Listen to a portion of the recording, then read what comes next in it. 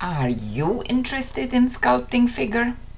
Lots of people make anime characters, action heroes, art dolls, cartoon characters, video game guys, and whole armies of board game pieces. However, figure sculpting can be intimidating, so here is how to sneak up on it.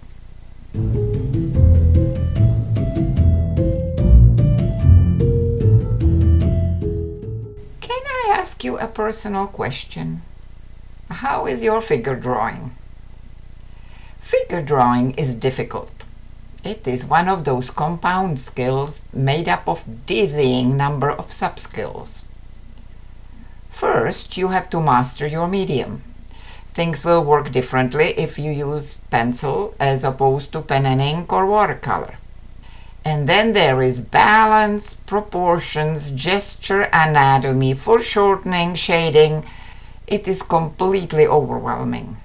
The good news is, with 3D pens, we don't have to worry about foreshortening or shading, because we actually have the third dimension and don't have to just pretend we do. Good. We will have more time to obsess about the other 5 skills. If you already know how to draw a figure, it may be fun to try it in 3D pen for a refreshing new twist.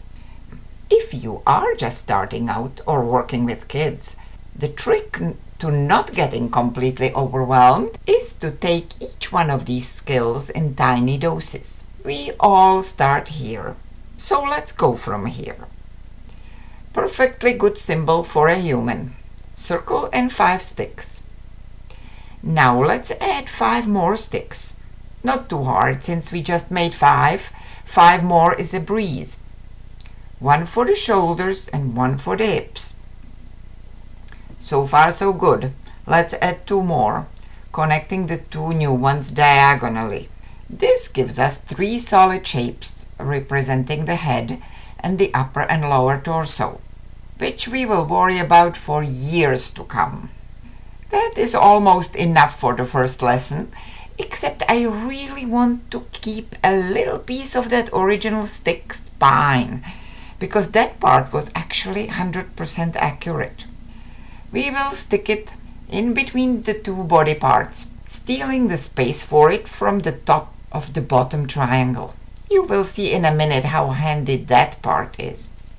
For proportion starter, make the legs as long as the rest of it. The crotch is generally in the middle of the figure. Okay, we had our baby dose of proportions and anatomy. We will get to the balance and gesture in a minute. Now let's look at a few 3D pen specifics for the people who are new to that part. It is helpful to use some transparent 3D pen-friendly surface to cover your patterns and original drawings, because paper, ink, and pencil lines usually stick to your filament and mess it up. It doesn't have to be totally neat. None of this will show in the final figure.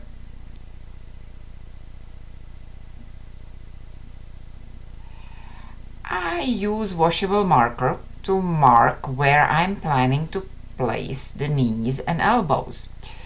You can expect the elbows somewhere around waist level and the knees approximately in the middle of the legs. When the thing cools down, I will remove it with some thin tool and we are ready to go. I am working on a sprayed plexiglass sheet set onto my turntable so I can check my sculpture from all sides. But if you don't have a turntable, the plexi sheet will spin sufficiently just on the table. It doesn't even have to be plexi, but you will need a sprayed surface that your sculpture will stick to, so it stays put during the whole process of sculpting. Okay, ready to go? There is one more important thing. We are going to be bending already hardened filament, and you will come across people on the internet doing this with open flame.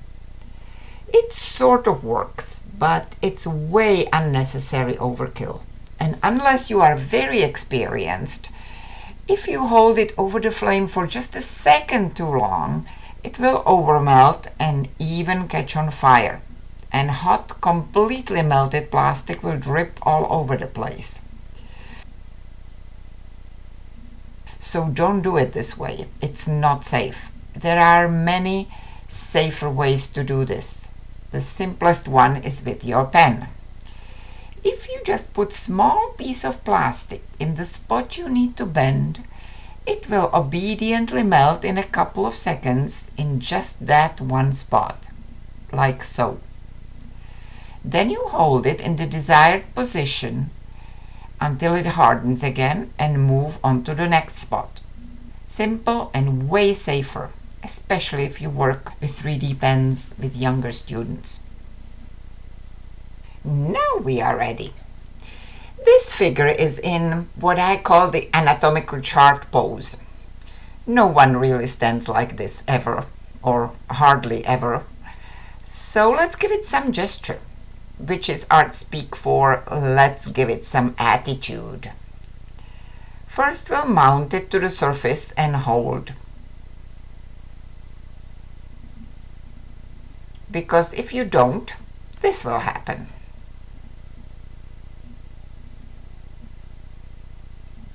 So hold patiently and count to 20.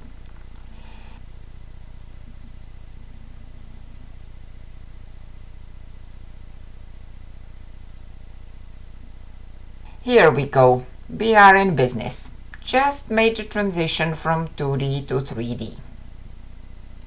I am going to make her stand more on one leg than the other, which is a more common and natural looking stance. I'm just making this pose up as I go, but you can also find some reference pictures to help you with the angles of standing poses if you'd like. Often it's a self-correcting exercise. I want the non-weight-bearing leg to be more relaxed and bent, so I bend it. And oops, suddenly it won't reach the ground. And yet I know they started the same length. So I will need to angle the hip down, and that is exactly what you will see in standing poses. The hip of the standing leg is usually a bit higher than the other one.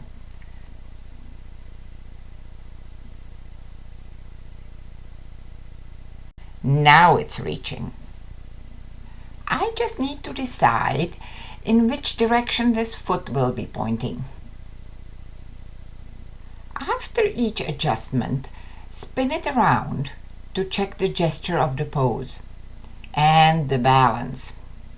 If anything looks awkward from any angle, or if it looks like the figure is falling over,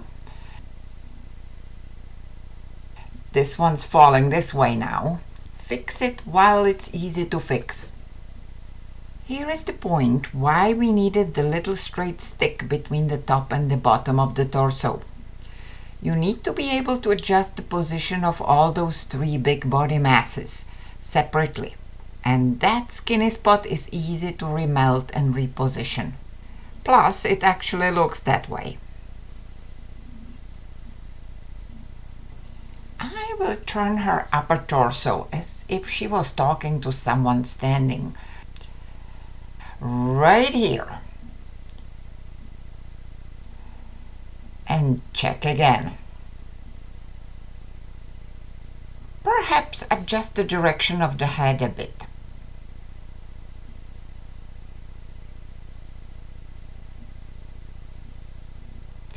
Now she's talking to someone right here. That's how our bodies work. Each of the three big masses can face in different direction and can be at a different angle, which is making the pose look natural. And if you are sculpting from a reference, try to match those directions and angles. Now I'll relax her knee a little bit. Sometimes you have to soften the plastic in two spots to accomplish what you need.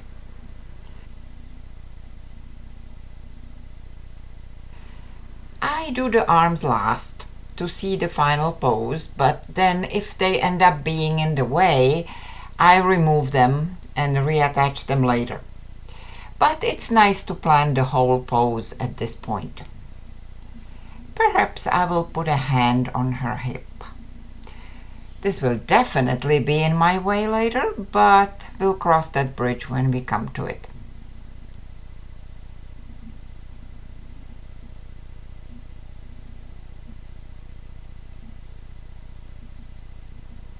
Now, check if you like the gesture, if it looks believable, and if she's securely standing from all around. If it looks like she's tipping over, she probably will once we unglue her from the work surface. Now's the time to remove it and check the balance. The balance is also a self-correcting exercise. If you mess up your balance in 2D drawing, it will just look odd. In 3D, it will either stand by itself or not. So let's see how I did.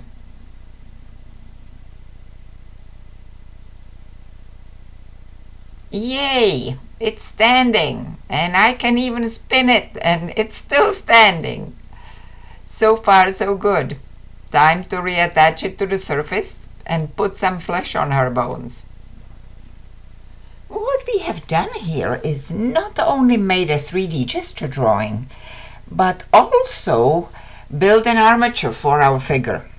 Good start, but there is way to go yet. However, before we dive into how to do that, let's do one more upgrade of our original stick figure. But that will have to be the next video. So until next time, go and try this.